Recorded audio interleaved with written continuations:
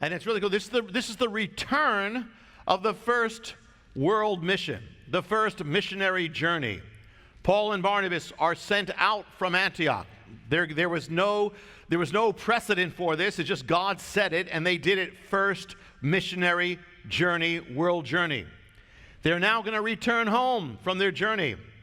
And they go to a city called Iconium. A persecution breaks out. They go to other cities and preach because of the persecution. At Lystra, they go, and Paul there, God through Paul, heals a crippled man, and the people begin worshiping Paul and Barnabas. They think they're gods. Paul and Barnabas stop it. They do everything, but also persecution breaks out as well. Paul ends up getting stoned as they throw stones at him, and they take him out of the city. The people of the city, they believe he's dead. He's unconscious. That's where we left off. Let's go verse 20. But while the disciples stood around him, he got up, he arose. So he wasn't dead. He entered the city. The next day they went away with Barnabas to Derbe. Now, it's great courage. You're just stoned by the city. You get up and you go right back to the city. But the next day they go to Derbe. Verse 21. And after they preached the gospel of that city, they made many disciples. They returned to Lystra and to Iconium and to Antioch. Derbe was not a major city. Luke doesn't say a lot about it, but just that many were won over to the Lord.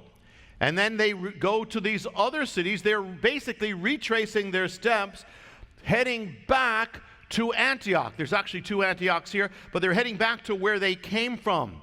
And what they're going to do here is they're going to follow up on the people that they won to the Lord, because they went winning them. Now they're coming back, and they're going to follow up. You know, it's important. A baby's born. We just had a baby. Baby is 3 months old.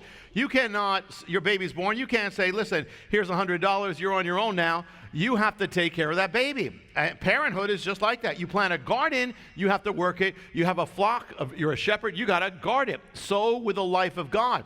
We are called to make disciples. That means we have to be spreading the word, but we also have to follow up with them. They're like when someone comes to the Lord. Each of us has to be a disciple, and each of us has to be discipling. You see, people, when they come to the Lord, it's like a nursery. Even like when he comes here, people come to the Lord here. It takes time and it takes work. And so all of us should be concerned about that. And all of you should be saying, hey, there's new believers. We want to bless them. We want to help them. That's why we're here. Just like parenthood takes work and labor, we sow the purposes of God. To find out how you can receive more of Jonathan's teachings, to receive special free gifts, or get in touch, go to hopeoftheworld.org or call toll-free 1-800-YESHUA-1. That's hopeoftheworld.org or call 1-800-YESHUA-1. That's 1-800-937-4821. You can also get more at Jonathan Cahn's Facebook page or write us direct at Hope of the World, Box 1111, Lodi, New Jersey 07644, USA.